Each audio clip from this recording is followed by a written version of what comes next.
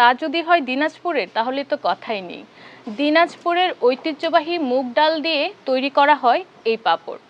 দর্শক বন্ধুরা, একটা সময় ভারতীয় উপমহাদেশ জুড়ে এই পাঁপড়ের প্রচলন ছিল।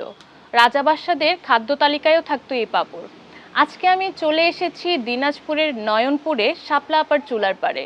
তিনি আজকে আমাদের করে দেখাবেন দিনাজপুরের ঐতিহ্যবাহী পাঁপড়ের সঙ্গে ঠাকুরি কলাই ডালের রেসিপি। আশা করছি আপনারা চুলার পাড়ের সঙ্গেই থাকবেন।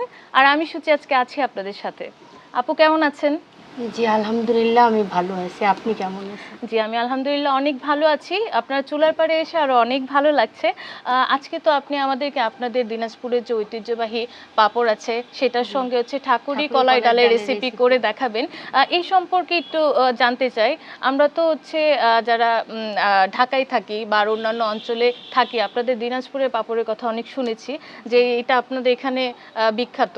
এখন একটু শুনতে চাই আপনার কাছে। আমরা তো এখন রান্না শুরু করব, তো প্রথমে আমাদের এখন কি করতে হবে? এখন আমি কড়াইতে ডালটা সিদ্ধ করতে দিব। আচ্ছা আচ্ছা, এখন হচ্ছে ডালটাকে সিদ্ধ করতে হবে, তাই জি, না? আমি এটা পানি দিয়ে ডালটা সিদ্ধ করতে দিব।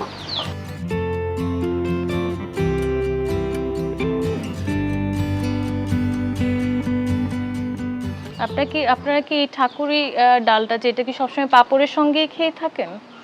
না, সাধারণত আমরা মাংস, আলুর ভর্তা যখনই মনে হয় তখনই ডালটা রান্না করি, এবং এই ডাল খেতে অনেক মজা।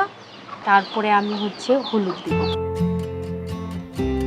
আপু এখন কি দিতে দিব হবে? আমি আদা বাটা, রসুন বাটা। আপু একসঙ্গে রেখেছেন? আদা বাটা, রসুন বাটা একসঙ্গে। আচ্ছা।